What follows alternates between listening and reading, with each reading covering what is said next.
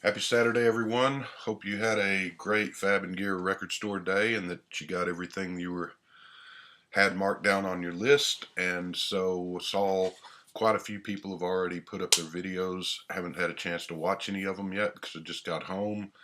Plan on doing that after this, but hope it went well for everybody that participates in that. My record store day was kind of a mixed bag. The Some good and bad in there. The good news is there was only one record that I truly wanted on the list, and I got that. Actually, got it yesterday, to be honest. And the others, there were a few others, four or five others that I was considering, but ended up not getting them. So what happened was the one record store. There's about four or five record stores in Fort Worth. One of them doesn't really do record store day per se, but for the customers that the owner knows, he will let you tell him when the list comes out, hey, I want this, this, and this, and he will order it for you and call you when it comes in, which is usually a day or two before. And he doesn't always get everything, but he usually gets most of what you want. So that's how I got the one record that I wanted this year. The other store, Doc's, had been doing record store day all along. They didn't do it this year. And what happened last, I don't know what it's called. I call it Christmas Record Store Day, but whatever the thing is they have in November, they had it. And I was talking to the owners of the store, and they were saying at that time that they didn't think they were going to do it anymore because they end up ordering all these records and they only sell, 50-60% of them, and the rest just sit there. And a guy was telling me we've got record store day stuff from 2, 3, 4, 5 years back still out there in the stacks that we haven't sold yet. So they were going to do that, go to that system where people that people that they knew, if they just wanted to tell them what they wanted off the list, they would try to order, try to get it for them. But I was talking to them a few weeks ago, and they said they weren't going to do that this time around because the store moved from the location it had been for 7, 8 years to a new location about 10 miles away, and they just officially reopened maybe a week or two ago, and they're still in the process of setting up their shop to this point. But and that's a shame because Doc's was fun on Record Store Day. They did marked all their other regular used vinyl down 20% that day. They had a bunch of bands playing all day, just kind of crappy local bands, but still fun. Had free beer, free hot dogs and hamburgers, and just made a day out of it. They did all that today with the 20% and the bands and the food, but just without the record store day releases. So that leaves going to Dallas, which I try never to do if I can avoid it at all because Dallas is an armpit. And there's one store in Irving, which is a little armpit city in between Fort Worth and Dallas, that has Forever Young Records, and they do Record Store Day, and it's a big, huge record store that's been around for, I don't know, since the 80s or whatever. But the bad thing about Forever Young is Doc's and my other place are pretty reasonable on their prices. Forever Young is not shy at all about their prices. So something that'll cost you $7 to $12 at Doc's is going to cost you 20 to 30 or more at Forever Young. But I had gone there the last couple of record store days later in the day and just looked through the boxes of what was left over from the RSD stock. I didn't get up. I used to do that. I used to get up and show up at the record store at 3 or 4 in the morning, and there'd already be some people there, but I'd be like fourth or fifth in line, and by the time the store opened, there'd be a line wrapped around the store. And some people call that crazy, and maybe it is, but I enjoyed doing it. But I kind of lost interest in doing that the last several years. So, had to work today. Had to go cover a conference. There's several speakers there. Had to be there at 7 in the morning. So, Forever Young opens at 8. Couldn't make it then. But I went to the conference, did the morning part, and then I had at noon, they had lunch and blah, blah, blah. I had free time from about noon to 2:30 or so. So a couple of 2.5 hours. And so I figured I'd run out to Forever Young. Figured by that time the morning rush would have gone through there and I could kind of look around. And like I said, there were four or five other records that I was considering. And because the other times when I went out there, the last 2 years, I went out there later, I don't know, 6 o'clock or so, and there were people in the store, but it wasn't crowded, and you could just look through whatever was left over. So I got out there, it's about 10 miles away from where my conference deal was, and got out there about 12:30. Parking lot's full. I'm like, eh. And I walk in, and there's 8,400,000 people in the store, and I'm like, oh, balls. Some guy's standing at their door, asked if I'm for record store day. I said, yeah. He gives me a piece of paper with a number on it. Says, here, just take this. And when they call your number, you can come up and look at the record store day stuff. And there's just a line. And, it looks like a concert at Shea Stadium or something in there. And I said, well, I got to be back at this deal for work at 2:30, and I may just come back. And the guy says, yeah, well, right now the wait time is an hour and a half to 2 hours. So I'm like, screw that. So I go back, cover the other thing for work. I get out of work about 4, and I'm thinking maybe I'll go back. But I get out at 4, and I'm like, you know what? I'm not going to bother with it. I got the one thing I wanted. And the other things I wanted were, I kind of interested in the Piper at the Gates of Dawn, the Pink Floyd album, because it's got a different cover. I don't know if it was on colored vinyl or not, but it's the mono edition with a different cover.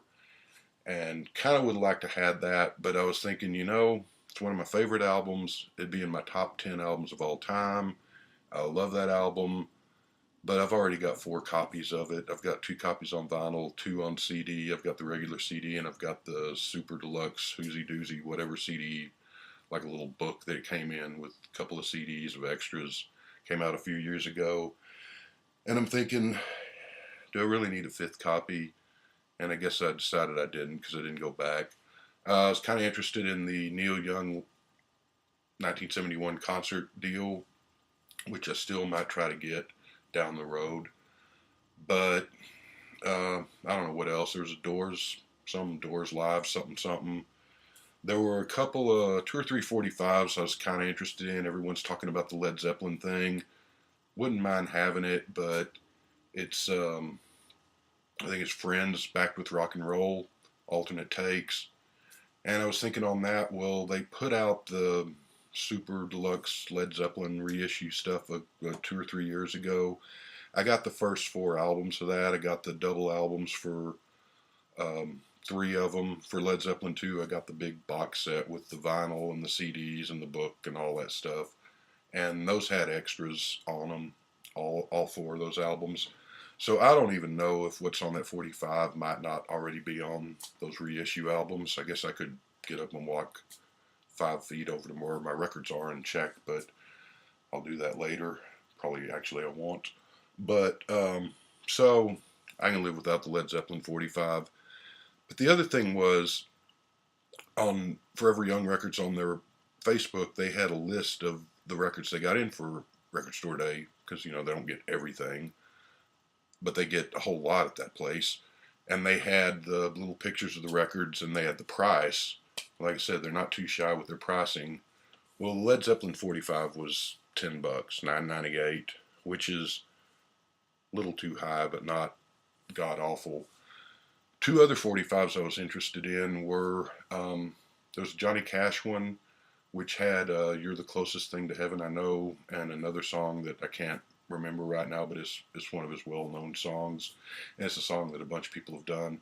So it's not like the songs are rare; they're not on a ton of Johnny Cash greatest hits or whatever albums, but just had a really cool picture sleeve, a picture of Johnny and a picture of some girl standing over there by him. Just looked neat. So I wouldn't have minded getting that. The second one was a, me and Mr. Mayo's Elvis of Choice, an Elvis Costello 45, and it was Elvis doing a cover of a Squeeze song, which, as y'all know, he sings on "Tempted," the probably the best known Squeeze song, and they sing on a couple of Things on Trust, one of his best albums. But this was, and I don't remember what song it is off the top of my head or what the flip side is, but I think this is a current, like an old Squeeze song that he just recorded recently. I could be wrong. The picture sleeve was really cool because if you're familiar with the Squeeze Greatest Hits album that came out back in 82, 83, the singles 45 and under, and this kind of the white cover with the drawing of kind of a drawing of a guy in like yellow, green, and blue lines. The picture sleeve is a takeoff of that. It's kind of a drawing of, I guess it's supposed to be Elvis Costello and somebody else. And the name of the 45 is something similar to singles 45 and under. Not the same, but something similar.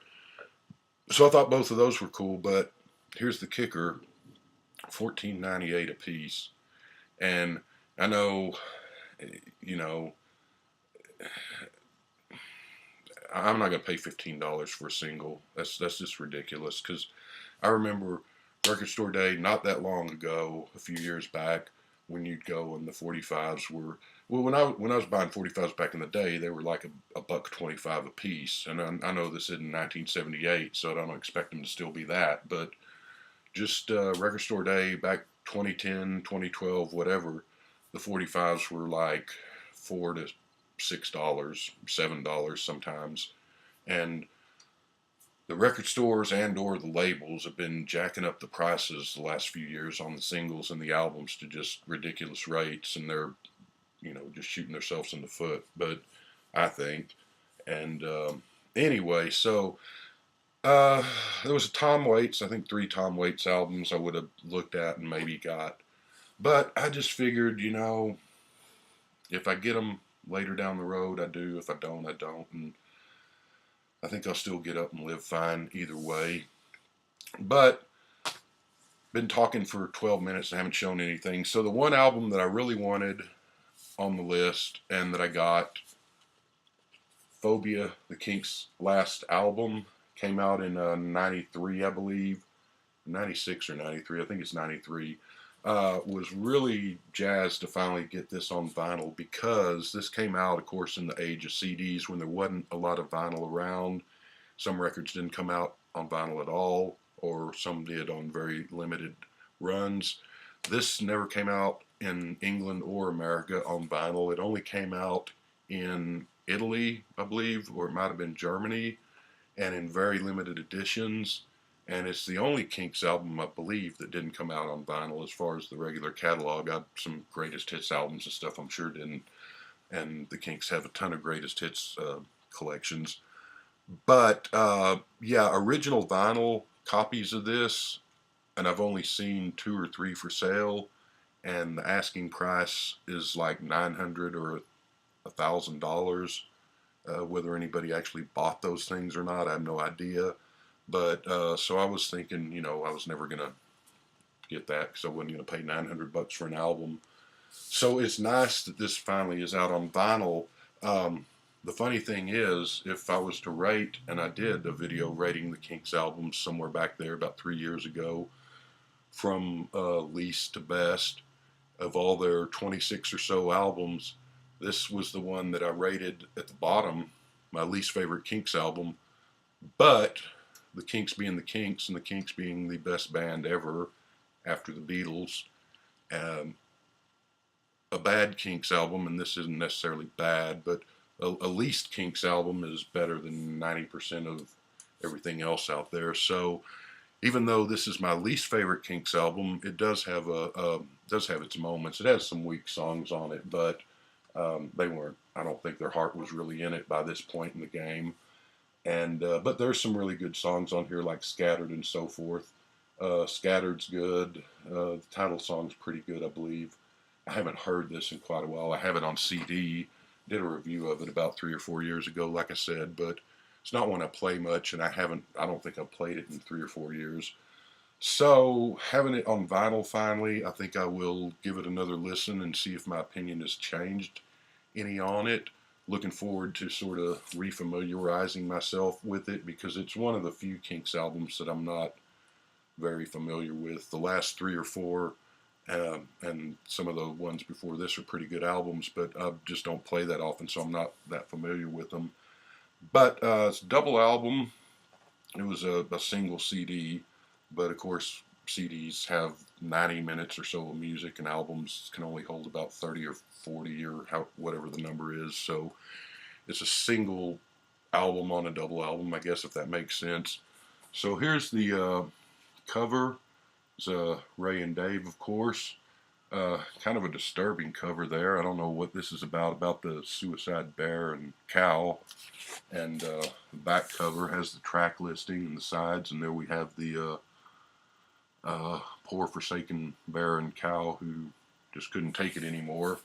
It's good, nice package. It folds out. There is, let me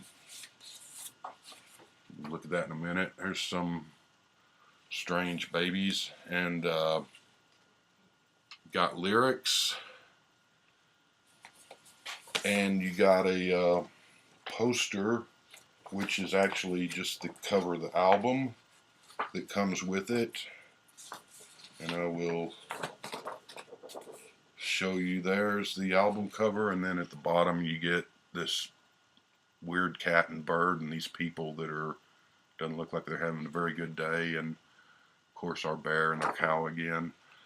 And so I will take out and show you one of the records. And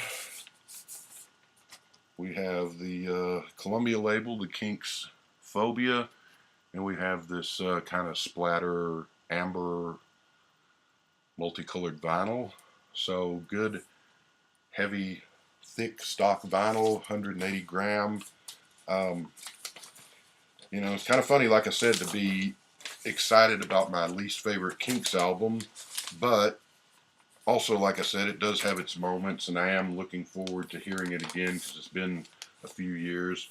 And so that's my Record Store Day story.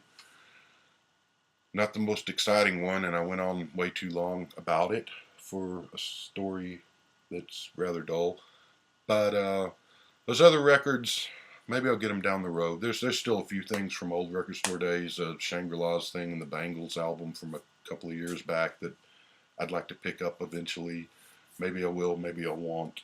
I think the Record Store Day bloom is off the rose a little bit for me these last few years, and I'm not sure that there's that many things that I'm really hoping come out eventually on Record Store Day or otherwise.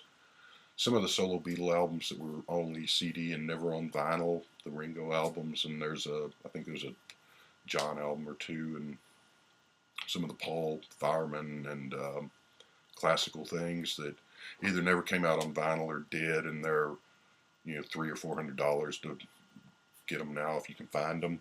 Some things like that, but I don't know. I think Record Store Day maybe kind of ran its course or getting close to it if it hadn't already. But don't mean to bring everybody down. I hope if you still get a bang out of it, that's great. I hope you guys had a great one. I hope you got all that you wanted, had fun, and had a good day of it. So there you go. I'll be back with more solo Beatle Paul McCartney reviews one of these days, and take care.